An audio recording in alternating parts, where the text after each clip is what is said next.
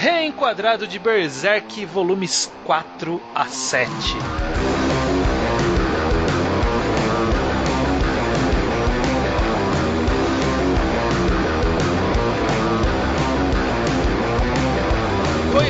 Pois bem, sejam bem-vindos a mais um Reenquadrado. Eu sou o Estranho, estou hoje acompanhado por... O Judeu Ateu, o Iso, o Luke, Gustavo Bocha. Você era o último, você falou com uma entonação como se tivesse outra pessoa. É estranho agora. Eu, Gustavo Bocha. Mas tudo bem. Eu nunca tô acostumado, desculpa. Acontece. Ele não sabe. Estamos aqui novamente na nossa jornada para falar de Berserk. A abertura eu falei do volume 4 ao 7, mas a gente vai falar um pouquinho do volume 3, né? Porque tem aquele finalzinho que a gente combinou de jogar pra cá. Porque finalmente entramos na tal Era de Ouro. É. Isso aí. E é isso que vamos falar. Eu só quero já adiantar que eu fiquei... Foi um misto de decepção, mas ao mesmo tempo de alívio de que a Era de Ouro não vão ser todos os capítulos que vão chamar a Era de Ouro do começo ao fim.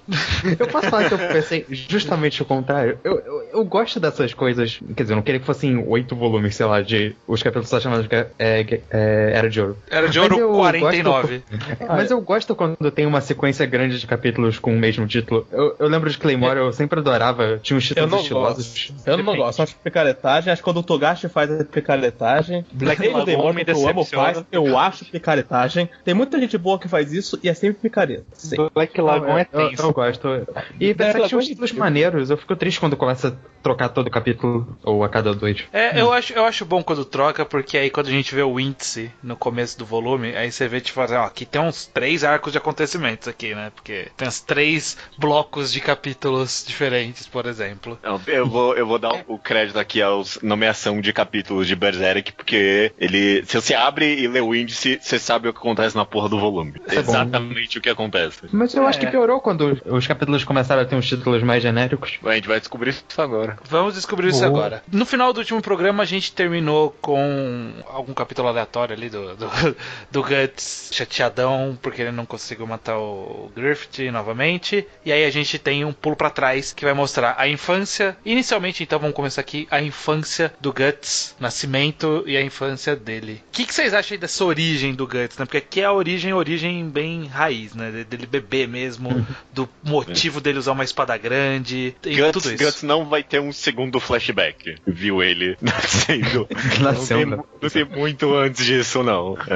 Eu adoro essa concepção dele ter nascido do ventre de um cadáver na lama e no sangue. Eu gosto muito dessa ideia. Eu gosto bastante disso. Eu gosto que o mangá vende dessa ideia dele como uma criança amaldiçoada e como ele reage a isso. O meu problema é que não é nenhum problema de verdade, talvez não seja, que eu não sei se o mangá vai acabar esquecendo disso ou não, porque quando ele vai passar por toda alguma coisa com o Griffith, que eu não sei exatamente o que é, mas eu sei que acontece porque todo mundo fala de Berserk, eu fico pensando se essa parte do sofrimento dele que ele passou, a criança vai acabar sendo meio esquecida. Eu preferia que não. Eu acho que não, porque ele já não foi, né? Em algum ponto ali no meio, já numa parte mais pra frente da história dele, quando ele já tá com o bando do Falcão lá. Ele lembra do Gambino. Gambino? É Gambino o nome? Sim, Gambino. Sim. Sou estranho agora porque eu lembro do Shael de Gambino. Eu também. Eu Eu pensava, não tem alguma coisa errada, mas era isso. Mas quando ele vai lá matar, né, Não, sim.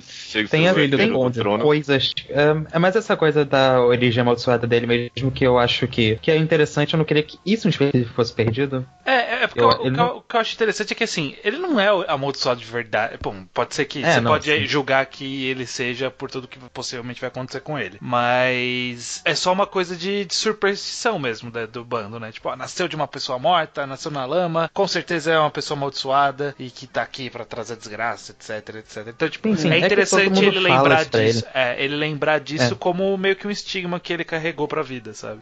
Isso que eu quero ver, isso sendo mais relevante. E não tô reclamando ainda, é só pensando que eu não quero que o mangá esqueça disso, porque ele meio que vai ter outra situação fodida na vida dele, então talvez eu acabe sobrepondo isso. Eu estranhei quando começou essa Era de Ouro, quando vieram esse primeiro capítulo da infância do Guts, que é tudo muito pé no chão, que um capítulo atrás tinha um elfo e um demônio, e God Hand, e tudo era muito místico, e agora eu nem acredito direito que tem uma maldição de verdade, mesmo com todo mundo falando que tem. De tanto que o clima baixa pra um realismo, eu achei isso um contraste interessante. Eu gostei disso também. E meu problema é com a primeira parte. Eu pensei nisso agora. Tem coisas que eu acho que o mangá se beneficia de... A gente pode falar disso, talvez? De como esse começo interage com o fato de a gente estar num flashback gigante. Porque eu acho que tem coisas que são boas do mangá ter mostrado antes e tem coisas que eu acho que piora a experiência. Em que aspecto? Como assim? Eu gosto, por exemplo, que o mangá resgata aquela ideia do Guts não querer ser tocado, ou de que vai respondendo todas aquelas coisinhas, detalhezinhos do design e da personalidade das personagens pouco a pouco. Mas eu ainda acho que essa desconexão é muito grande antes de você ir pro flashback. Parece que é um começo em Media Res que demora demais, então você acaba perdendo um pouco o ritmo da coisa. Entendi. Você acha que a gente ainda não conhecia... Você ainda mantém aquele sentimento que teve no final? Que, tipo, a gente ainda não conhecia muito bem o Guts pra já mostrar esse flashback, assim. É um pouquinho gratuito, talvez. Então, ou isso ou o contrário, sabe? Eu acho que dava pra ser um pouco mais eficiente em, sei lá, mostrar todas essas coisas importantes, como a relação com o Griffith, a personalidade dele, em menos tempo, porque aí são 3 volumes meio vagos, porque ele ainda não pode mostrar tanta coisa, porque tem que estar pra ver um flashback.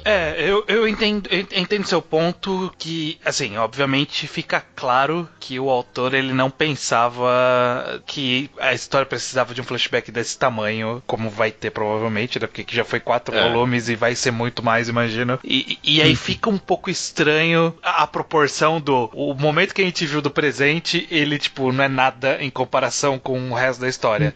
Eu entendo esse ponto, principalmente pelo começo ter sido episódico, então, tipo, não teve um arco grande de acontecimento, sabe? O maior arco de acontecimento foi 1,5 volume ali na parte do Conde. E aí aqui a gente tá vendo uma continuidade bem longa, e aí fica um pouco estranho mesmo. Eu entendo essa estranheza. Eu também sinto um pouco dela. Mas eu também acho que pra algumas coisas funcionou. Principalmente porque esse ponto da gente saber que o Griffith vira um God Hand ali, um dos dedos da mão de Deus, e que ele vai trair o Griffith, o Guts de alguma forma ali, vai fazer alguma merda, vai pôr a marca no Guts. Como a gente sabe disso, dá uma sensação diferente de leitura. Eu acho que seria 100% outra experiência a gente saber quem é o Griffith, sabe?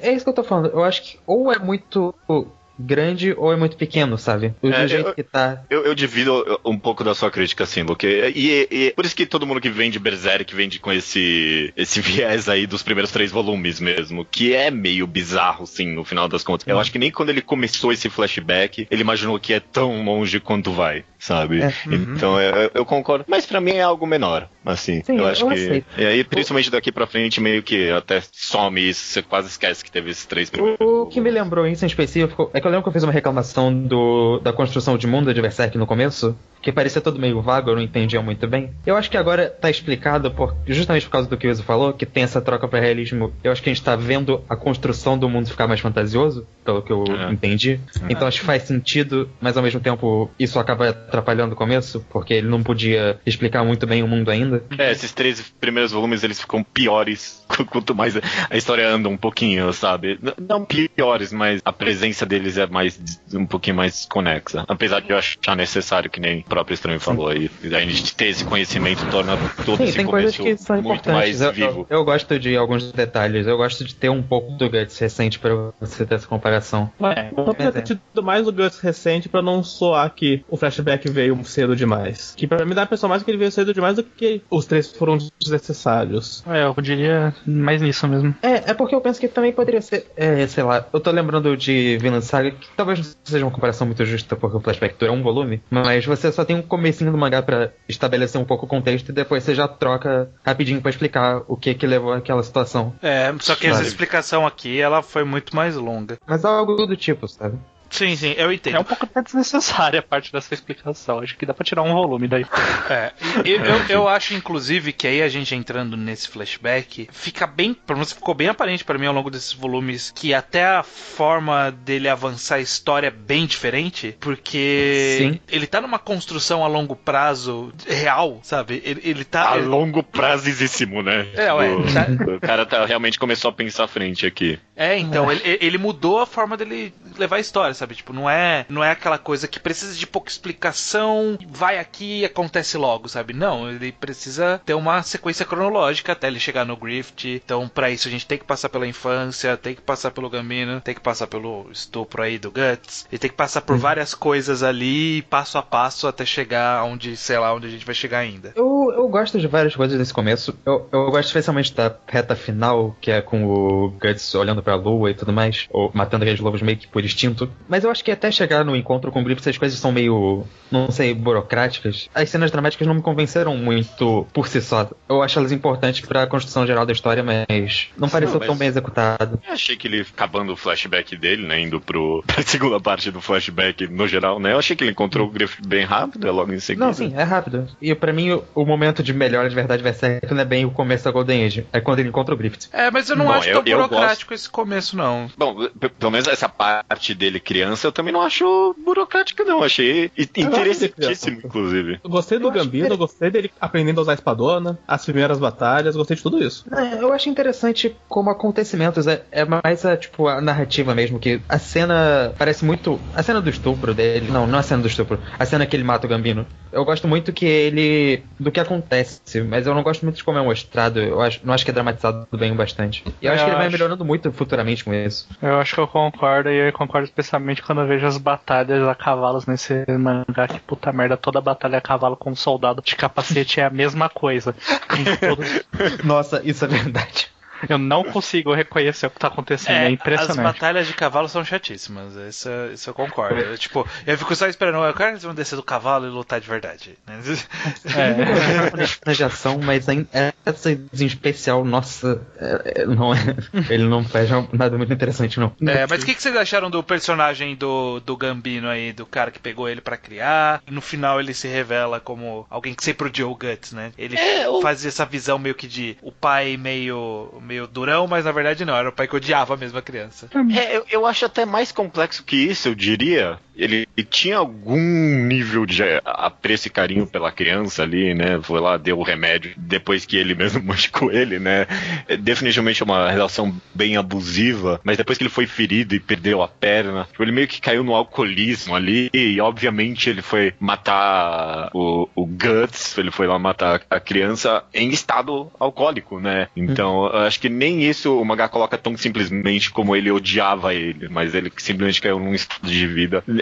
Não criando desculpas aqui pra ele, é claro, né? Mas ele vendeu a ambiguidade da maldição do Guts. Eu concordo, mas ele vendeu pro Donovan, né, gente? Essa parte não acaba sendo muito distante do resto da relação dele? Porque é tão claramente maléfico em comparação à relação mais abusiva, um pouco mais escondida que ele tinha no resto. É meio bizarro. Eu não acho bizarro. Eu acho que só não queria colocar um personagem tão maquiavélico assim. Nesse momento ele teve alguma mudança de coração e ele pode ter voltado atrás também, né? Eu acho que tem o lance da perna, que ele culpou o fato do Guts ser uma criança amaldiçoada, que ele podia ou não realmente acreditar no passado, mas depois da perna ele claramente só via aquilo como o Guts como a causa do ferimento dele, ele não poder mais vendeu o Guts por 3 moedas de prata. Sim, e isso soa estranho, isso soa muito fora de inconsistente com o resto do personagem, mesmo o pior do resto do personagem. Ou só consistente de um personagem que a gente conhece muito pouco, talvez, e aí a gente infere bastante disso do que a gente vê, e aí quando a gente descobre isso, a gente fala, ok, o que eu achava desse cara, eu achava errado. Talvez seja meio que a intenção de fazer você crer que é aquela coisa de ele se importa, meio tough love, um pouco de receio de ter essa criança, entre aspas, amaldiçoada, e aí a gente fica com essa, ok, ele não é uma pessoa má de verdade, e quando a gente vê isso, a gente fala, ok, esse cara é um cara escroto mesmo. Talvez essa quebra fizesse parte da expectativa. Tem literalmente uma cena que vocês estão falando que ele é uma pessoa boa, literalmente uma cena, e vocês estão na dúvida dele. Não é comparação com uma pessoa boa. Eu acho que a maldade de vender o cara é muito mais óbvia, muito mais claramente malvado do que ele abusar do Guts numa relação, tipo, de autoridade. Eu acho que é simples. O Guts ficou lá comendo graça por muito tempo até aprender a lutar, e o Gambino nunca realmente expulsou ou matou o Guts. E não tinha nada que obrigasse ele a aturar a presença da criança, até porque a mãe já tinha morrido. Só o fato dele não ter matado o Guts ou abandonado de graça já é um... Por quê? Porque ele pensou um dia ele vai ser um puta guerreiro? Ele mal segurava a espada na época. Na primeira batalha do Guts, ele salva ele ali também, né? Mas depois que ele mata a primeira pessoa, ele fica meio parado ali, ele vai lá e salva. Assim, eu talvez seja inconsistente, mas eu acho que mesmo que seja inconsistente, eu acho que é uma inconsistência que criou algum nível de complexidade pro personagem, é por isso que eu acho ele bem interessante. Não acho ele tão complexo assim, eu acho ele simplesmente escroto, e eu acho que na verdade isso é meramente uma continuação da maldição que eles acreditam do Guts, porque o Guts é uma criança amaldiçoada. Se você abandona ou mata uma criança amaldiçoada, a maldição passa pra você. A parte que eu gosto especialmente é como ninguém nem chegou perto de acreditar nele no final de tudo, sabe? Ele nunca foi realmente importante ali. O que eu acho que vira uma comparação muito legal quando ele vai entrar lá pro grupo do Grift. Sim, 100%. Visto que ele passou por tantos grupos que não se importavam com ele. Ele tem uma comparação interessante aí. Mas definitivamente é uma cena em que ele mata o Gambino. Eu acho essa uma excelente cena. Porque ele não matou de propósito, sabe? Foi meio que o instinto dele ali. Isso também vai ser resgatado. Isso que eu gosto muito. É legal. Sim. Esse conceito dele ser essa criatura instintiva, né? Que tá sobrevivendo meio que contra gosto. Não queria sobreviver, mas ela tá sobrevivendo porque é isso que ele faz. E aí ele faz isso com o Gambino, faz isso depois com os lobos, nessa primeira parte. Esse mangá tem várias rimas visuais legais que eu acho que eu notei durante lendo as expressões do Guts de posição. Acho que coisas que você vê até que você tinha nos primeiros volumes da relação dele com a luta e tudo mais. Eu acho que você consegue ver muito da personalidade dele passando de um ponto pro outro nessas imagens. Sim. Só comentar que eu lembro, uma das poucas coisas que eu lembro do anime que eu assisti de Berserk, aquele anime antigo, é do Guts gritando Gambino, Gambino, aquele que grita com sotaque de japonês muito, muito ruim. De vozinha de criança, Gambino. É isso que eu lembro. A gente tem um mini time skip, né? Tipo, ele acaba sendo resgatado por um bando aleatório, né? Que aí ele passa a fazer parte de vários mercenários aleatórios, até ele enfrentar o primeiro de uma série de cavaleiros fanfarrões que vão aparecer ao longo do... Cavaleiros com uma roupa super diferentona e que não duram nada, né? Isso vai ser uma constante. Sim. Vai ser uma constante aqui. Se você tem uma armadura muito diferente, você vai morrer. Isso que vai acontecer. E até ele, então, matar esse cara, que eu até esqueci o nome já. É Bazu, alguma coisa assim. Bazu só. E ser, então... resgatado pelo bando do Griffith. Não é nem resgatado, né? Recrutado pelo bando do Griffith. Primeiramente atacado, tentando matar ele, e aí depois ele acaba sendo recrutado pelo Griffith numa luta ali que eles têm na montanha e tal. O que vocês acham desse começo de introdução desse personagem, o Griffith? A gente sabe dele do futuro, mas aqui a gente tá vendo o comecinho dele, o que ele representa, esse bando dele que é um bando diferente. O que vocês acham dessas partes? Tem uma coisa que eu não consigo muito bem me adaptar a esse mundo, que é a demonstração de poder. Eu não consigo perceber uma demonstração de poder, porque, tipo, você tem basicamente que o Guts é muito forte, e aí o Griffith é mais forte que ele por motivos. Eu não consigo entender exatamente essa mudança. Porque ele é rápido. Você nunca jogou RPG? O cara rápido ganha do cara forte. Na verdade, não é assim. Mas eu acho que um pouco porque as cenas de luta ainda não são muito bem elaboradas, sabe? Elas têm imagens legais, mas eu não acho elas muito fluidas sem entender bem o que tá acontecendo de verdade naquilo ali.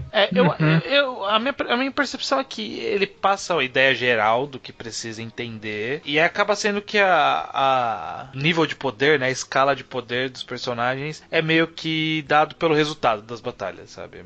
Eu acho que é mais isso.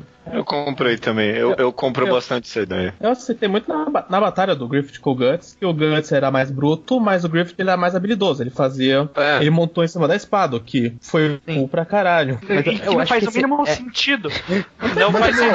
Não faz sentido, mas também não faz sentido o Guts morder a espada. E eu achei da hora também. Mas a Bloodhead não faz sentido, então você já começa aí. Aliás, eu fiquei muito feliz de saber que o Griffith, quando era humano, já era o Homem-Pássaro e chamou o bando dele inteiro em homenagem ao Homem-Pássaro. Eu fiquei muito feliz. Que minha impressão inicial não foi descartada. Mas é aquilo que falou, não é? Principalmente esse começo, não tem muita fluidez nas lutas, é mais... uns quadros aqui vai levar nessa cena da hora aqui. Olha como essa cena da hora. Não importa como chegou aqui, não esquece isso tudo, mas o cara tá em cima da espada, o cara foi lá, mordeu a espada, sangrou a boca, aí... Mas no que tanja a nível de poder, eu acho que, principalmente, ele vendeu muito bem a superioridade do Griffith em todo aspecto, assim, sabe? No geral, eu gosto ele é mais habilidoso na espada, aí depois o Guts, só por, tipo, força de vontade, consegue derrubar ele, mas até no soco ali, o Griffith tem a habilidade de deslocar o ombro dele ali, sabe? Tem uma imagem que eu gosto muito desse final, que é aquilo que eu falei de Himerzal, que o Guts tá caído no chão olhando pra cima pro Griffith. Isso a gente vê que isso vai se repetir lá no futuro, quando ele encontrar ele de novo como membro da Godsend. Eu gosto dessa noção de diferença de hierarquia que já vai sendo construída desde sempre. Sim. E o mangá o tempo todo continua vendendo como o Griffith, como esse ser realmente que tá no nível acima de todo mundo, né? O Guts em casa é mais forte ali, ele venceu dele e ele vai vencendo todo mundo intelectualmente também durante o mangá. Ok, tem uma cena que me deixou passar que me faz aceitar mais a força dele. Qual? Ele agarra alguma coisa no chão que parece uma pedra e aí a pedra faz ele ter a força suficiente pra... Ele precisa segurar alguma coisa na mão. Na hora dos socos ali, né? Não sei por que essa cena da pedra, na verdade. Eu não sei se isso é aquele negócio que ele tem no pescoço ou se é uma pedra mesmo. Eu falei zoando, mas eu acho que é um negócio do pescoço. Só que não parece ao mesmo tempo, parece só uma pedra. Sei lá. Bom, sobre esse começo do bando, eu acho que um ponto curioso, quer dizer, eu achei um ponto positivo particular, é que quando ele entrou no bando, quer dizer, ele entrou meio que já com um inimigo, né? Que é aquele Corcus.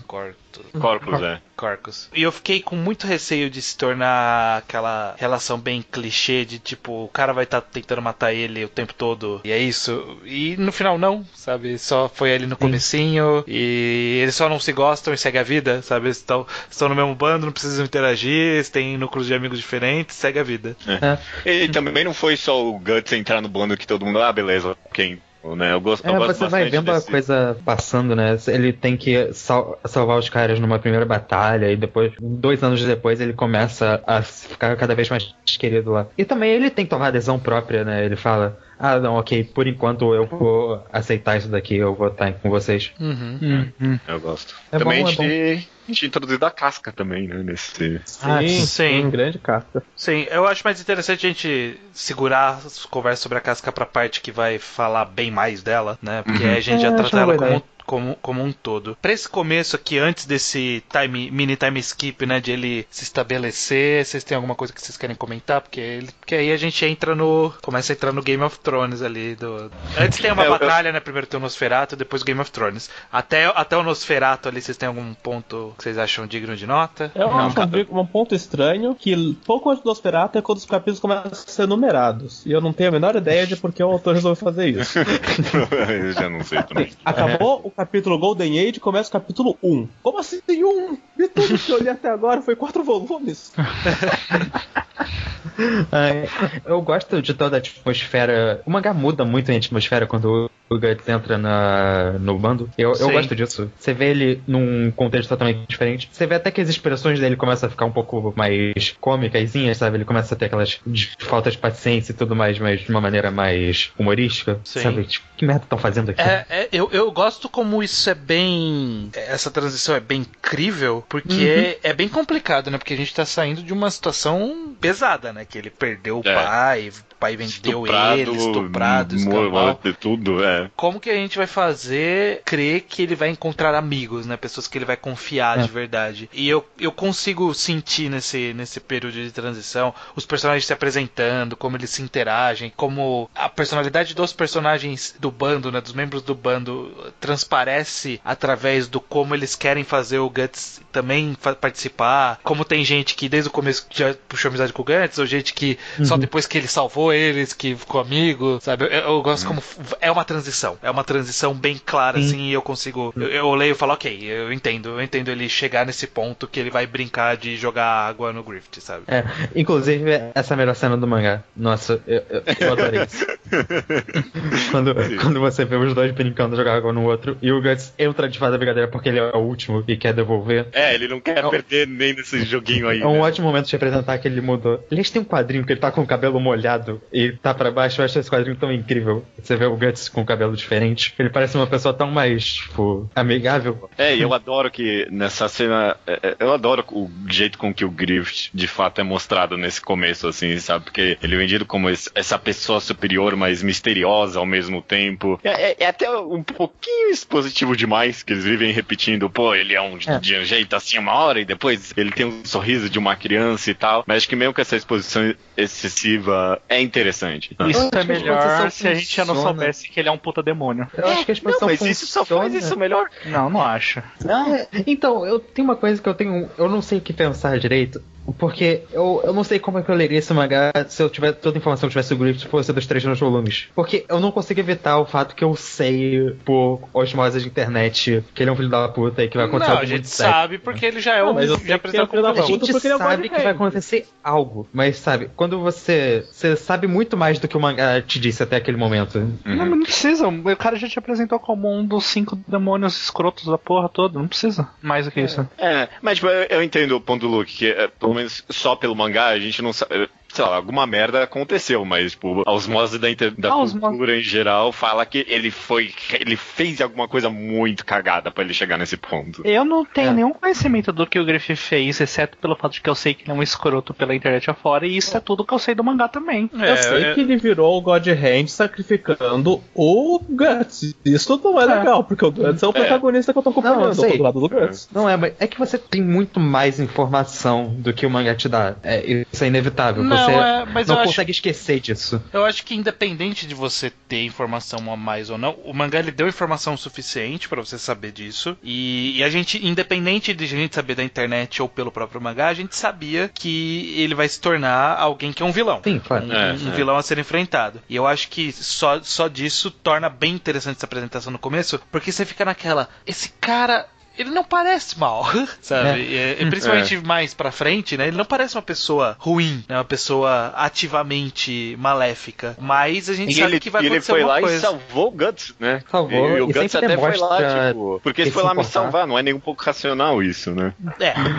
Aí eu já minha mente conspiratória disse, isso aí é tudo parte de um plano a longo prazo. Em algum ponto ele percebeu que o Guts ele tem alguma característica específica que vai ser útil pra ele, pra fazer, sei lá. Eu suponho que vai ter algum ritual, alguma merda pra ele virar o deus lá, né? Ele tem que, sei lá, sacrificar o Guts, não sei como. E aí, tipo, precisaria que alguém fosse forte bastante, eu não sei. Eu nunca engoli o Guts. Vocês fazendo teorias. O mangá definitivamente já vende ele como alguém meio calculista. Isso com certeza. Meu ponto definitivamente nunca me pareceu altruísta ele salvando o Guts. Sempre me pareceu, não, ele talvez goste do Guts, mas eu acho que tem alguma coisa por trás. Eu nunca consegui relaxar em relação a isso. A conversa dele com a princesa já me vendeu completamente. Ele não liga a mínima pro Guts. Também acho. Essa parte a gente vai chegar lá. Eu acho bem interessante mesmo. Mas só antes da gente ir pro Nosferatu, uma cena em específica que eu gosto muito e que conecta com o que vocês estavam falando aí sobre ser uma boa transição, e uma cena específica que eu gosto é quando ele tá ali em cima do muro falando, não, sai daqui, eu gosto de ficar aqui sozinho e tal. E aí vai lá o Pippin, que é esse cara grandão, fortão, e aí pega e ele, não, porra, não me toca, e vem todo aquele negócio dele ter sido estuprado, né? E aí ele vai lá e, tipo, dá uma cotovelada, o cara continua, os caras sangram, continua carregando ele, aí dá finalmente um negócio pra ele beber, e aí sim ele vai aos poucos se acostumando com o bando. Essa é uma cena que vende muito pra mim, o pós-time skip, ele ser de fato um membro daquela equipe. Inclusive esse negócio dele não querer ser tocado, eu fiquei muito feliz, porque eu li nos primeiros volumes e eu pensei, cara, será que tem alguma coisa aqui? E no final tinha mesmo. Só estuprou o garoto ali porque é trágico. Não, é um negócio que realmente marcou ele, ele traz de volta isso ainda mais ele. E só um final também, mas porque faz parte também da próxima parte, é que ele apresenta aqui alguns personagens que são mais próximos do Griffith, né? Tem o judeu. O quê? Tem o judeu? Cara, o judeu. O judeu. Eu pensei nisso quando eu li. Eu também pensei nisso quando eu li. Caraca, eu nunca pensei nisso. É porque eu achei o personagem mal, um personagem legal. Eu pensei, que o judeu gosta desse mangá. Tem um personagem chamado judeu que é um mau cara legal. Todo mundo cuzão. Mas não, provavelmente a pronúncia deve ser judeu, alguma coisa assim. Deve ser judeu. O que eu fiquei relativamente preocupado é do autor seguir um caminho de crueldade que ele tava seguindo nesses primeiros 3 volumes, de tipo, vamos apresentar esses caras aqui e vamos matar eles daqui a pouco. E eu estou feliz que até agora ele só não fez tipo gratuito, sabe? Vamos matar pra mostrar como a guerra é foda. Não, esses caras estão vivos aqui ainda, né? Provavelmente eu acho que ele vai matar em algum momento, mas a gente vai discutir isso, vai descobrir isso no futuro. Eu não quero nenhuma reação do judeu. Não quero nenhuma reação do judeu sobre isso. Eu tô amando vocês criando teorias pra esse mangá. Claramente todos eles vão morrer, né? Não, vamos descobrir isso. Se não tivesse morrido, estaria todo mundo junto com o Guts. A gente tem um micro time skip ali que vai estabelecer o Guts como um comandante ali, né? Ele vai crescendo nas linhas do bando do Falcão, e aí ele acaba crescendo, né? Ficando mais forte, mais parrudo. Ele é o comandante da equipe de ataque. Aliás, eu quero chamar atenção pra isso rapidinho, e que vai cobrir tudo, e eu quero saber se vocês se incomodam também, mas é meio bullshit pra vocês as idades? É um pouco.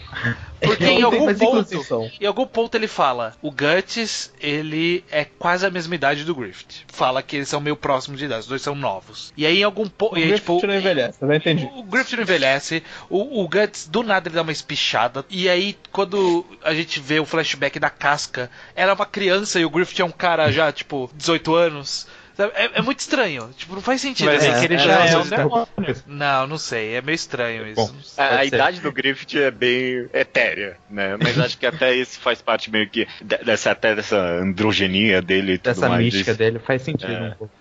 O Guts, ele, tipo, envelhece muito rápido, com certeza. Eu posso reclamar que eu acho o Guts criança muito estranho, porque a cabeça dele não parece combinar com o corpo dele quando ele é pequeno. Por isso eu fiquei muito feliz quando ele envelheceu logo. Ficou mais confortável pra mim. Ele tinha uma cara séria pra um corpo de 12 anos de idade, né? Era bizarro. Ele só, honestamente, mudou o design dos personagens depois desse mini time skip aí. Ele, tipo, quer saber, assim que eu quero desenhar eles. E até, sei lá, um pequeno comentário, quando ele volta depois da Era de Ouro, o Guts é o Guts que a gente tá vendo agora, não é o do começo do mangá, porque já não é nada a ver com esse Guts dos primeiros 3 volumes, o design mudou completamente. Time skip, a gente vai começar uma jornada aqui que vai ser uma luta contra um demônio, né? Meio que reapresentando a mítica do demônio, dos monstros nesse mundo, né? Já tinha apresentado o colar do Griffith, que a gente já sabia que era um negócio. Sim, né? Eu gosto muito de como esse flashback vai construindo a parte fantasiosa do mangá pouco a pouco. Isso que é uma das coisas que me deixa triste no começo do mangá, sabe? Porque eu ia gostar que fosse sempre assim, mas eu sei que é inevitável, mas eu gosto do mangá sendo progressivamente mais fantasioso. Depois vai ter o cara mostrando um negócio de elfo, assim. Então acho que a galera nem acredita mais. Eu gosto disso sendo um pouco a pouco virando importante. Eu gosto de ser jogado no mundo já com as coisas. Eu gosto de ser apresentado ao Berrelite depois de já ter visto e ser muito importante no começo. Sim, e aí já até inclusive dá a dica, né? Falei, esse é o Berrelite vermelho, sabe? E aí você fala, caralho, é o vermelho, né? Você nem sabe o que é. Você fala, nem sabia que era vermelho antes disso, né? Isso também. Mas agora eu gosto da explicação que o Griffith dá, né? Não, eu comprei de uma vidente ali qualquer. Isso parece muito aleatório. Sim, que nem o cara do segundo nome. Vocês não acharam um pouco, como eu vou dizer, um pouco corriqueiro a forma como eles lidaram com o fato de aparecer um demônio? Como isso não teve um impacto claro em como os personagens encaram o mundo, sabe? Vocês não tiveram... Eu achei muito problemático isso, porque ele literalmente falou, caraca, o cara virou um demônio. Aí ele na luta ele falou assim, nossa, ele virou um demônio, sabe? Sem muito, porra, puta que pariu, que porra é essa, sabe? Caralho, estou em negação. Eu acho que eles voltaram pra casa e ainda não acreditam no Nosferatu. Ele destruiu o teto e voou. Ele saiu voando, não é só o Griffith e o Guts que viram ele. Todo mundo viu. Eu acho ok, porque eu acho que é um pouco, enriquece um pouco como funciona esse mundo, que tem essas lendas misteriosas que são coisas super únicas. As pessoas aceitam, por mais que não seja comum ainda. Eu concordo com o É que eles não acreditavam muito no Nosferatu, acreditavam? Falavam, ele volta toda a luta, nada a ver, bullshit. Mas ainda era uma coisa que estava sendo propagada espalhada por mundo afora, sabe? Então...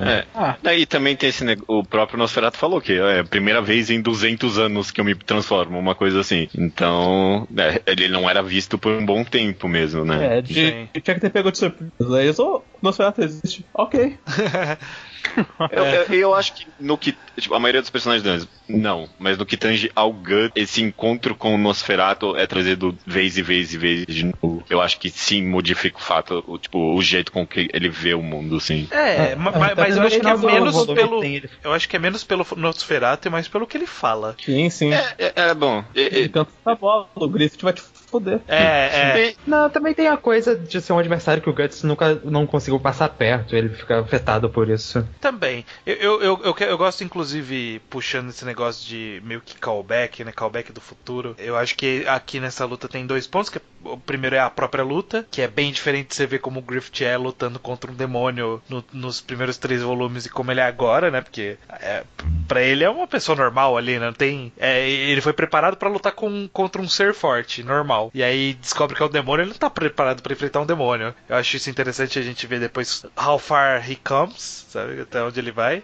E o outro ponto é justamente essa previsibilidade aí de que, agora a gente já tem uma ideia de que o Griffith tem alguma coisa de fato aí por trás. O cara já avisou que vai ser traído. Aí é um callback eu acho legal. Eu acho narrativamente muito bom ele ter dado essa previsão pro Guts, sabe? Porque até agora a gente meio que tava acompanhando por fora dele, como se a gente soubesse mais coisa do que... E agora meio que ele sabe, o Griffith vai me fuder em alguma parte, né? Pode ser que ele não confia nisso totalmente ainda, principalmente porque o Griffith de novo salva a vida dele ali. Mas ele ter essa informação faz com que a gente fique junto ao protagonista de forma muito mais forte, na minha opinião. Eu tenho uma coisa que, esse nome Zod já era um nome que eu conhecia da história de antes também. Só sabia do nome também, né? Aí eu vejo ele aparecer, ele só faz esse pequeno momento e eu, nossa, ele é tão famoso por uma coisinha tão pequena, talvez ele apareça mais aí. Não, foi quando todo mundo dropou o mangá, bocha. É verdade. A gente, após o encontro com o Nosferatu, vai começar um mini Game of Thrones ali, né? Sim. O Griffith... Completo Game of Thrones. Completo, né? O Griffith ascendendo socialmente. Pra isso ele vai ter, inclusive, o Varys dele ali, o cara careca que espalha os boatos. Vai ter o herdeiro... que ele precisa matar, tem a criança inocente que se fode, era herdeira e se fode só por ser herdeira. O que vocês acham desse todo esse período Game of Thrones aí, do Guts se tornando assassino pro Griffith? Eu gosto muito da parte do Griffith subindo nos rankings, usando o carisma dele de fato na princesa. Eu acho que o manga convenceu muito bem a gente dessa faceta dele, sabe? Não foi só dizendo isso. Ele sabe jogar o jogo, né? Gosto da relação que ele cria com o Guts nesse momento. O que eu acho meio chato é toda a parte batalha e guerra do conflito, sabe? Isso eu não acho muito interessante, assim, a escala maior da coisa. Eu gosto do Griffith dentro do reino dele, subindo de posto. Eu gosto do Guts assassino. Não, o Guts assassino tá dentro disso. Como o Griffith falou, olha, é pra matar e é pra ser discreto, ninguém pode perder, beleza, ele tem que matar todo mundo. Se ele matar todo mundo, ninguém vai ter visto ele. Eu adoro isso, que ele é tão burucutu assim, sabe? Ele foi lá matar o cara, não deu certo. Alguém viu, vou matar essa pessoa. Não, nossa, porra, é uma criança. Alguém viu matando essa criança. Não, tem que matar esse cara agora. Aí esse cara agora eu tenho que matar também. Vou matar todo mundo agora, vai. A página deles com a espada atravessando a criança me deu um nervoso. Nossa, quando eu li. Eu fiquei, cara, essa merda não acredito que aconteceu. Eu achei pesada. Achei principalmente pesada porque ele via a si mesmo naquela criança. Sim, eu achei pesado. Eu tenho só um leve problema que eu acho que... Quer dizer, talvez seja... Não sei, eu ia falar uma coisa, mas já vou discordar do que eu vou falar. Eu vou falar e já discordar em seguida. Eu ia falar que meio que não serve pra nada, pouco depois, mas eu acho que talvez, extrapolando um pouco, parando pra pensar, extrapolando um pouco, talvez a decisão dele posterior, que a gente vai ver no último dos volumes que a gente vai falar, de provavelmente sair do bando depois dessa próxima batalha, talvez tenha um pouco a ver dele perceber o que ele tá virando, o que ele é pro Griffith, o que ele precisou fazer por uma amizade que não é uma amizade real, aparentemente. Então acho que talvez tenha algum significado extra, não sei. Eu acho que o mangá menciona isso meio que muito pouco, o que me incomoda um pouquinho depois. Você entende o que isso afetou ele, mas eu queria que o mangá fosse um pouco mais explícito.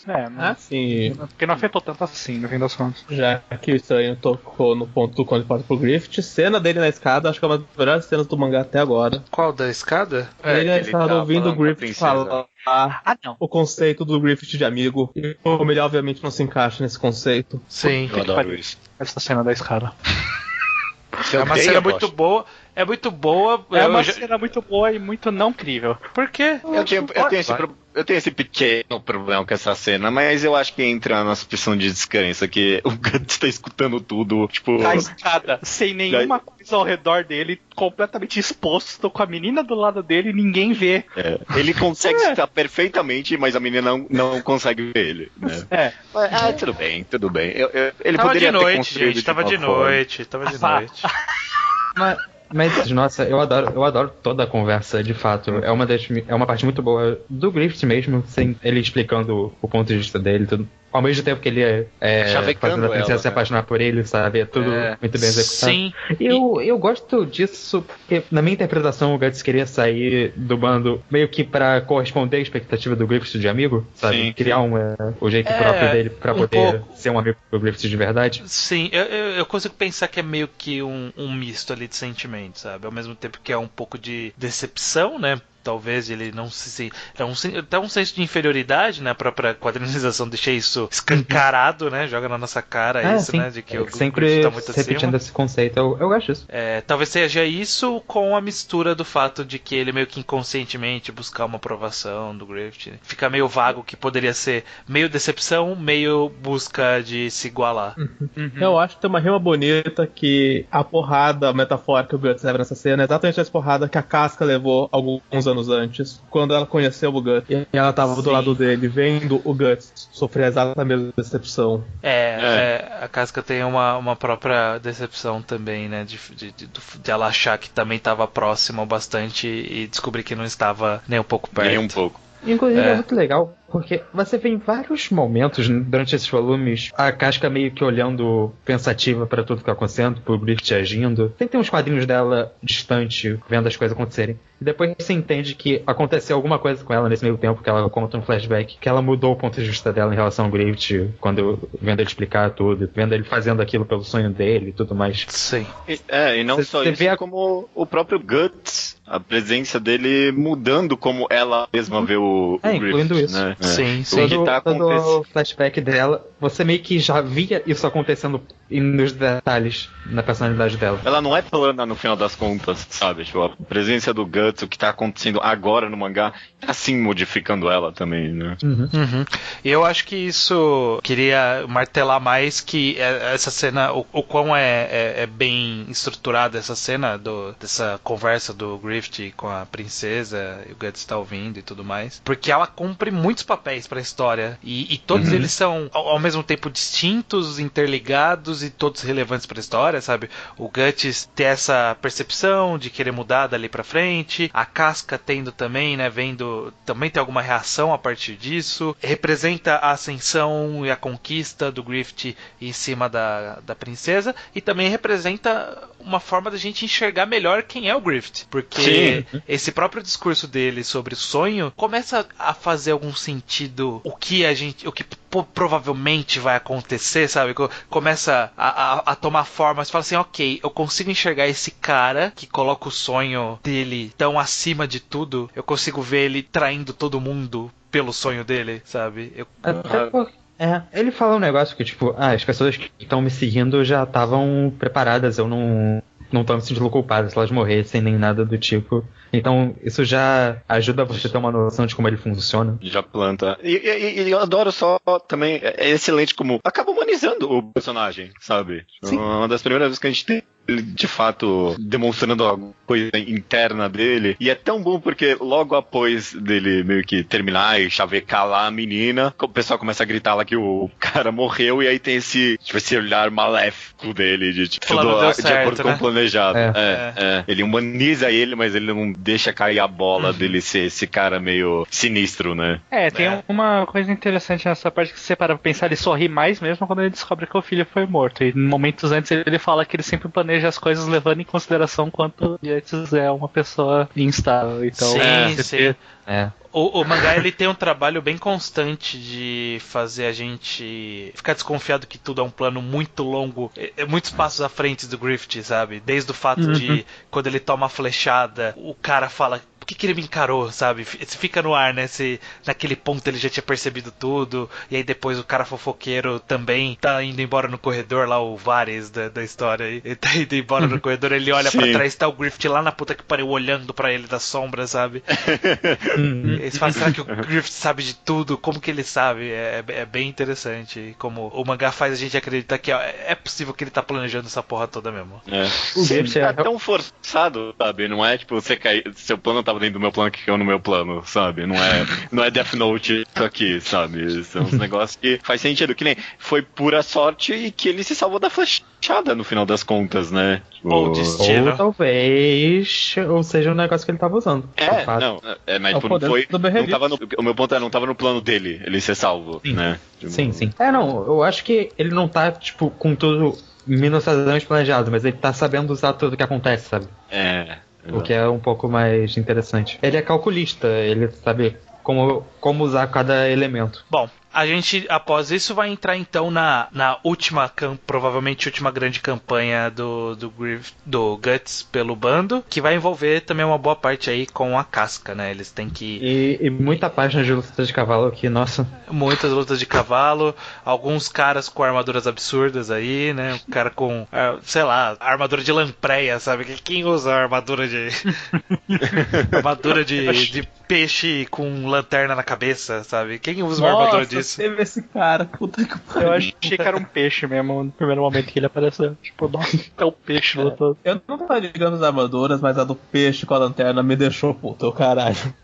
Quem esse Atório pensa que é? Eu adoro entrando nessas batalhas do começo aí. A casca tá perdendo justamente pra esse cara meio lanterna peixe maluco aí. Aí o Guts chega pra ele: chega mais aí, mesmo que eu tô sacudir essa espada pra ver se eu paro de pensar merda aqui. Sabe?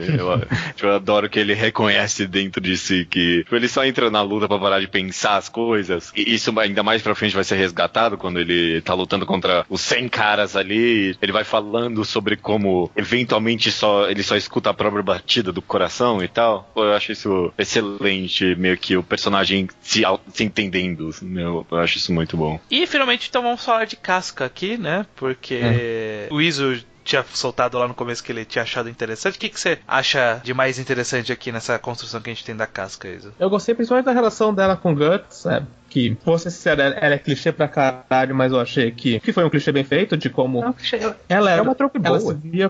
Ela se via como a segunda do bando, ela se viu cair pra terceira lentamente, e se viu provado que ela não tinha o espaço que ela achou que ela tinha. E eu gosto de ver justamente ela sendo obrigada a interagir com o Guts, que é o cara que ela não suporta.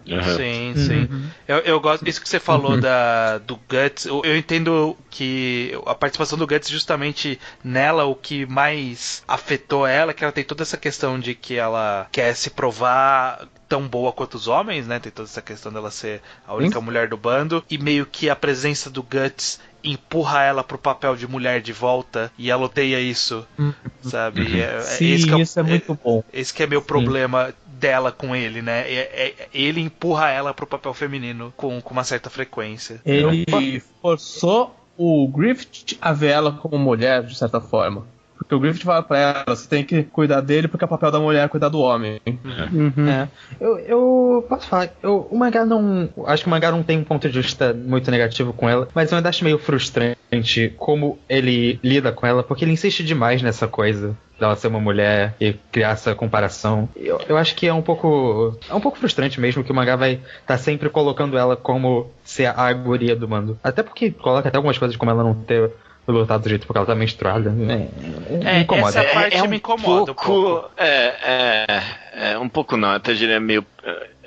É problemático, sim, o jeito com que ela vira completamente incapaz ali porque ela tá menstruada. Sei lá, eu não menstruo, eu não sei como... Na verdade, supostamente ela tava se sentindo antes do processo, né? Não na menstruação em si.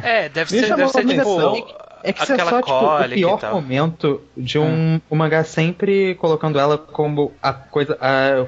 representação feminina no negócio e colocando isso como problema, sabe? É sempre, o Guts falando que ela é muito agitada, ou ela tendo que se fazer aquilo ficando perto dele. Eu sei que isso vai estar certo, mas o mangá sempre insiste tanto nisso, sempre coloca isso tanto em destaque quando ela está sendo trabalhada. O que me incomoda não é o fato, porque o mundo, ele é um mundo machista, né, um mundo medieval, então faz sentido o mundo lembrar constantemente ela o quanto ela é frágil, esse tipo de coisa. Só que o mangá, ele dá alguns passos além e coloca alguns clichês femininos nela que não precisaria estar, sabe? Tipo, ela ser, sei lá, envergonhadinha, sabe? Algumas coisas que não são condizentes com a personagem. Ela só é daquele jeito porque ela é uma mulher e o mangá acha que uma mulher tem que ser assim, sabe? Tudo que ela fala, ela quer evitar o gênero feminino, e você vê que essa é a noção que o mangá tem. É que toda vez que ela aparece, ela não consegue ser uma personagem fora do contexto de ser a única mulher do bando. Só que o Lucas tá meio robótico. Aqui ele deu uma robotizada. Bateu aqui também. Então tá. Ok, tá. Assim, você falou bastante meio que dessa inveja que ela sente. Inveja / frustração que ela sente do Guts com o Griffith. Eu digo inveja e frustração porque justamente frustração foi o que vocês falaram aí, de que ela tem que voltar a ocupar o papel de mulher dentro do bando, né? Que não é o que ela queria, ao mesmo tempo que ela quer ser mulher do Griffith também, sabe? Ela é apaixonada por ele, sabe? Sim. E meio que a presença do Guts afasta ela dele. Afasta ela disso também. Tipo, eu comento meio que de graça às vezes que Berserk é um yaoi, mas eu acho que de fato, tipo, meio que talvez tenha uma paixão do Griffith pelo Guts, e isso afasta ela desse papel também, sabe? A possibilidade de ser a mulher. Mas esses volumes realmente dá pra ler assim muito fácil, você não precisa se esforçar. Não mesmo. Principalmente porque em vários momentos ela fala, o Griffith nunca falou isso pra ninguém, sabe? Dá a entender que ele também nunca olhou pra ela com esses olhos. Que o Griffith fala no final do volume lá que ele ia salvar o Guts sem precisar se explicar porquê. Ele tá praticamente tentando flertar com o Guts naquela cena, é incrível. Sei lá, eu até gostaria que fosse um pouquinho mais explícito, mas tudo bem, assim, um pouco sabe? Mas eu consigo ver muito claramente. Você não precisa se esforçar muito mesmo. Eu consigo ver essa visão, mas pra mim não parece tão claro essa visão nem do Griffith com o Guts, nem com a Casca com o Griffith, sabe? Eu não sei se é um negócio amoroso, sabe? Pra mim nunca fica claro que chega a passar essa barreira do amoroso. Parece ser muito, sei lá, uma coisa que a grande questão do Griffith é que ele se tornou essa pessoa inalcançável pra ela. Ela tinha percebido isso já há algum tempo com o Guts. O Guts veio descobrir bem depois também, que também ele era uma pessoa inatingível. E ela sempre teve meio que uma admiração do cara que salvou ela. E aí talvez ela quisesse só ser muito próxima dessa pessoa que representou tanto na vida dela. Eu fui inocente, talvez, de não estar querendo ver um subplot romântico nessa relação. Pra mim é fácil a leitura sem ser romântica. Esse é o meu ponto. Amoroso talvez não seja a palavra mais adequada, mas você pode ver com uma devoção que vai além de amizade, sabe? Na Casca eu tava na dúvida até ter a cena que ela fraga o Griffith com outro homem e fica claramente, eita porra. O quanto isso mina minhas chances. E ela vai realmente conversar com ele pra saber o quanto ela perdeu todas as chances ou não. Na minha peça, obviamente tem um subtexto romântico. Então eu não sei se ela foi medir, tipo, se ela perdeu a chance, e sim dele ter se entregado pra alguém que era meio que um inimigo, sabe? Eu não sei, eu li tudo isso sem a parte romântica. Todas essas interações sem parte romântica, sabe? Quanto ao fato de vocês sempre que vocês estarem falando que fica mostrando ela como essas coisinhas de meio feminina demais, assim, eu acho que justamente parte disso é porque ela não é tão mostrada assim, ou porque, tipo, ela sempre tenta se mostrar como uma pessoa não feminina ao mesmo tempo. Talvez por saber os gostos do Griffith, não sei, de repente vai saber.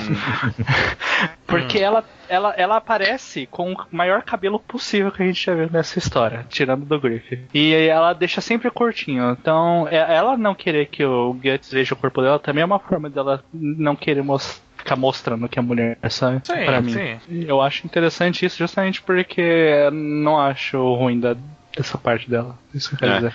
E eu acho que só tudo isso, independente da leitura, cria uma dinâmica interessante, sabe?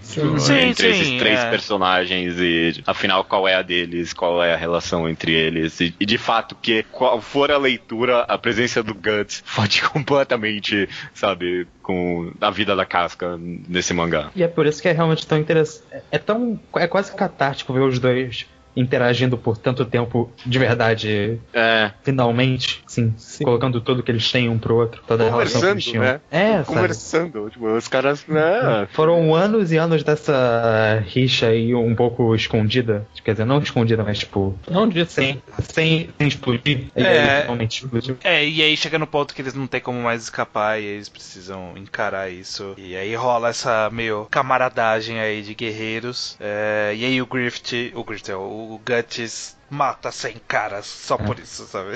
O que, eu vou ser bem sincero, foi meio que uma decepção, porque tava construindo tanto, agora eles estão realmente indo um ao outro, o Guts vai ser essa grande luta pra Casca poder fugir, e é uma luta contra 100 caras. Eu pensei, pronto, que ele ou perde o olho ou perde o braço. Aí, eu fiquei esperando também. A narrativa tava pronta. Se era pra isso com a cicatriz, era essa a luta marcante. Não, eu nunca pensei isso nesse momento, não. Tinha certeza que ia voltar sem olho. Deixa eu comentar a gente falou bastante de rima e tal, e uma coisa interessante que parece que o mangá quer bastante balancear os personagens e colocar eles meio que como os dois lados de uma mesma moeda, então acho que isso é feito interessantemente. Primeiro com a Casca, que, né, no começo do mangá ela tem que aquecer o Guts, que tá ali quase morrendo, e agora, né, de novo, só que ao contrário, o Guts que tem que abraçar ela e, tipo, meio que salvar ela por causa do frio, né? Sim. Cena excelente. Ele e depois salva ela do jeito que ela salvou ele. Achei isso bem bacana também. Eu gosto disso bastante. E até depois, aí é uma cena que a gente acabou passando bem rápido, mas a ideia do Griffith vender o próprio corpo e meio que deixar ser violado, né? Tipo, violentado, talvez rima um pouco com o que acontece no passado do Guts, dele ter sido estuprado e tudo mais, sabe? Ter sido vendido por sexo, sabe? E aí, como isso foi o contrário, como um foi meio que um abuso permitido e o outro não, e os dois ainda causam algum impacto na pessoa, mas o Griffith especificamente, ele vê isso só como uma passagem em direção ao sonho dele, né? Ao que ele quer. Mais ou menos também, né? Porque a cena dele arranhando o próprio braço e cavando uma carne, porra, mano, é muito forte, sabe? E você vê que ele também foi afetado por aquilo, sabe? Sim. E aí o próprio fato de talvez a Casca levantar a teoria de ele ter sido motivado pelaquela criança que ele viu morrendo com o brinquedo no campo de batalha, que ele vendeu o corpo pra ninguém mais morrer, esse tipo de coisa. Cria esse tipo de dúvida nesse personagem, que é uma dúvida interessante, né? Essa passagem cria mais algumas contradições na nossa visão do mundo desse personagem, e eu acho que isso enriquece muito, né, a participação dele. Continua muito humanizando ele, sem deixar cair a bola do enigma dele, sabe? Você vê que ele foi afetado por vender o corpo, você vê que ele é afetado pela criança ali, mas ele não baixa a bola quando ele olha pra Casca de novo e ele tá ali meio que só pra acalmar ela, sabe? Tipo, porque tá dentro dos planos dele a presença dessa menina. A gente vai começar a seguir pra um arcozinho aqui que não vai acabar aqui, né, da invasão a essa fortaleza. Acho que a gente até pode começar a citar, mas eu queria citar bastante o capítulo após a batalha, que é quando o Guts da fogueira, que eu achei excelente. Eu achei tão bom quanto a cena da escada. Né? Eu ia por essa comparação agora também. Nível da escada, aquilo ali, muito bom. Que é um ponto positivo, porque eu vou ser sincero, o estereótipo de Berserk é que é ser sangue, tripa, estupro, sangue, tripa. Enquanto as cenas calmas de diálogo são ótimas, eu não achei que eu sou um mangá com ótimas cenas calmas. Inclusive as cenas de ação não são tão boas assim, sabe? Quer dizer, a parte gore do mangá não acho tá um pouco decepcionante nesse aspecto. Não decepcionante. Talvez fosse boa nos anos 90. Assim, não decepcionante porque eu não me importei tanto com isso. Não era o que eu tava esperando muito. Mas, de fato, esses diálogos calmos são ótimos. E a conclusão do Guts, eu adoro isso, sabe?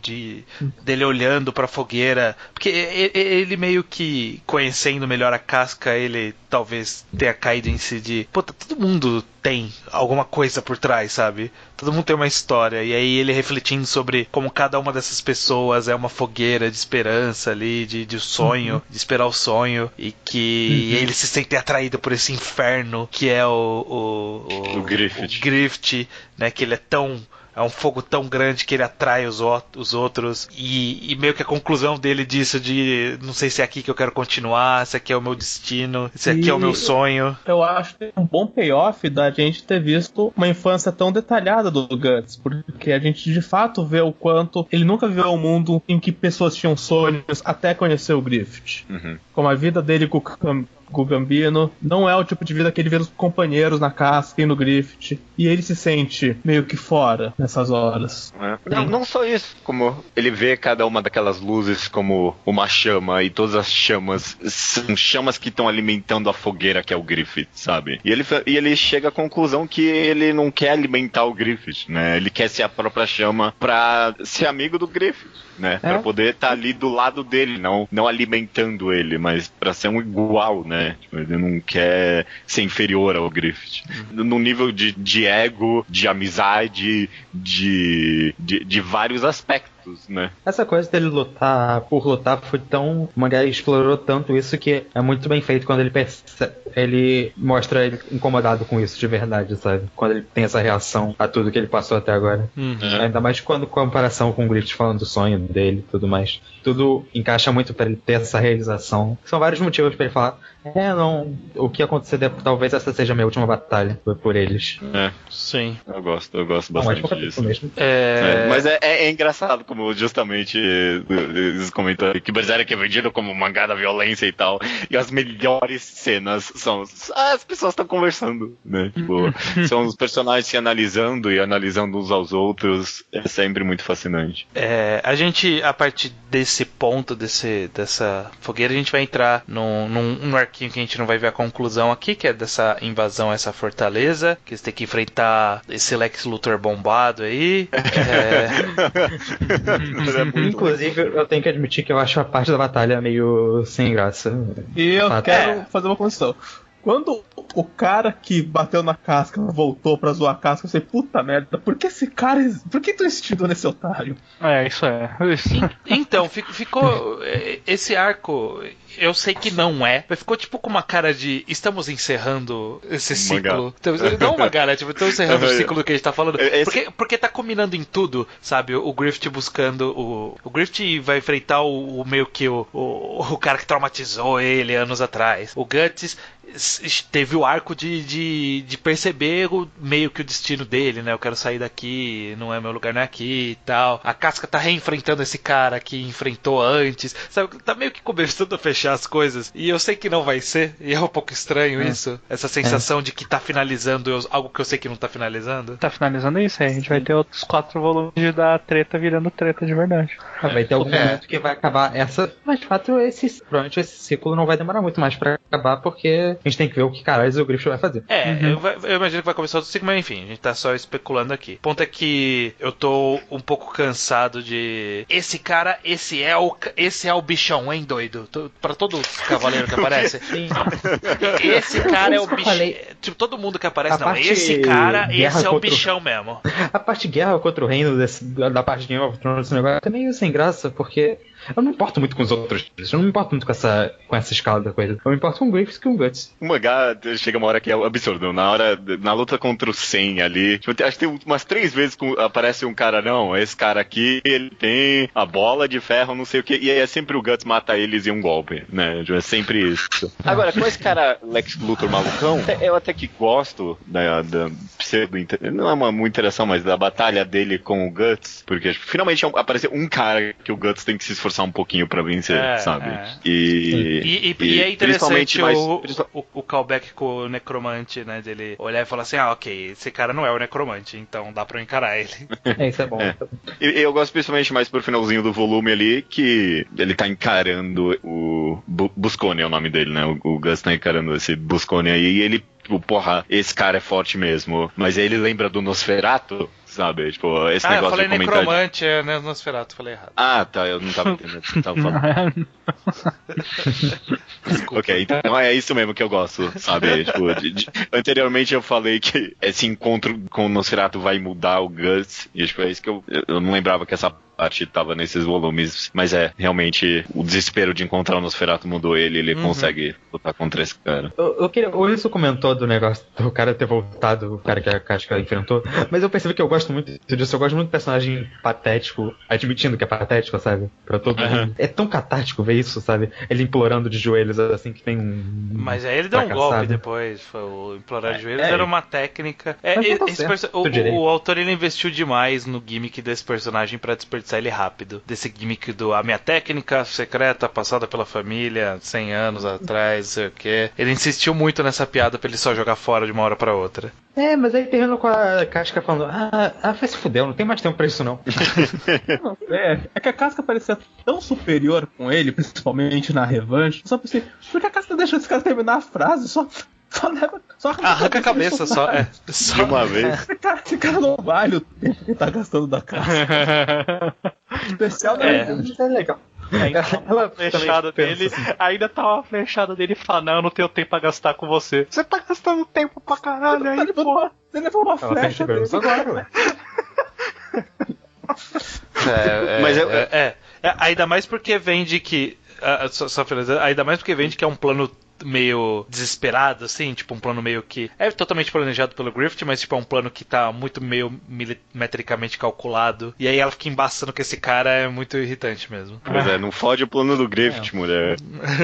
Mas até esse cara do Tubarão tem um momento bom que eu lembrei agora com o Buscone. Ele vai falar, que Buscone descobre, né, que ele deixou 100 caras morrerem pra um cara e vai lá e dá quase uma machadada na cara dele ali. Eu acho que é uma cena boa pra estabelecer esse Lex Luthor aí. Não, acho que só na hora que ele apareceu eu já acreditei que ele era forte. Eu não precisava fazer nada ali. Na hora que esse cara apareceu, eu falei assim, esse cara é forte. Esse cara é forte. Enfim, passamos aqui pelos próximos 4 volumes de Berserk. O próximo programa também são mais 4, né? A nossa ordem foi 3, 4, 4, 3. Isso. Pra gente finalizar, o que significa que a gente tá na metade da jornada e nem na metade ainda da Era de Ouro. É verdade. Qual é tirando o judeu aqui, já leu? Qual é como vocês sentem diante dessa perspectiva? Que passou tudo isso e a gente não chegou na metade da história que ele quer contar. Que vai levar o Guts até onde ele tá nos primeiros volumes. É o que eu disse, que podia ter tirado um volume, porque eu acho que metade da coisa aí não é tão necessária assim, não. Eu tô aproveitando. Eu acho que tem batalha demais. Eu acho que a parte da batalha não é tão relevante por si só, e é o autor querendo colocar a luta que eu não acho interessante. Porque o resto do mangá é tão mais legal que isso. Eu acho que o tamanho do flashback tá bom. Minha crítica é o tamanho do que veio antes do flashback, pra soar menos desconexo do próprio flashback. O flashback tá, eu acho, tamanho pra mim. Faz sentido. É porque eu acho que tem muita batalha, assim, mas é que eu não acho desnecessário. Eu acho só não é muito interessante. Tipo, seria bom se ele tivesse uma quadrinização melhor e tal. Eu acho que mais pra frente ele vai ter isso e vai ter lutas muito boas. Isso que o Iso comentou de que ele queria que o começo fosse um pouco mais longo, eu vou dizer que eu sinto um pouco de falta de apresentar mais alguns elementos que a gente viria a ver no flashback, seja personagem algum personagem nomeado além do Griffith, sabe? Alguma coisas além do Griffith, porque o único callback que a gente tem é uma participação aleatória do Puck aqui, do Puck, de... Nossa. Eu esqueci até disso. Fui do circo com esse bicho e aí ele me deu esse espelho aqui, toma aí. Puck? É claro que é. Achei que era só outro elfo. É o mesmo elfo? Pra mim era outro elfo. É uma trupe de circo. É uma trupe de circo e eles mostram de costa pra ser misteriosamente não identificável. Aliás, eu quero só fazer um comentário também. Todo mundo que eu vejo falar de Berserk fica falando mal do Puck, mal do Puck, mal do Puck. Aí eu descubro que ele não tá no flashback. Então, que tipo, metade do que falam de Berserk ele nem tá no mangá. É que Era de Ouro não é metade do mangá, né? O mangá tem acho que 50 volumes agora. Muito justo, mas ainda assim a Era de Ouro não ter o Puck me chamou a atenção pelo Puck ser tão comentado. Eu espero que ele não apareça nos próximos 7 volumes que a gente vai ler. Não aparece, porque afinal de contas ele não apareceu nesse. Apareceu nesse programa aqui. Cala já. A boca, de costas. Não, o Puck era amigão do Griffith. Ele tá por trás de todo o plano. Puck é o sexto dedo de Deus. Meu Deus. Polidactilia de Deus. Beleza. Até mês que vem, gente. Até mês que vem.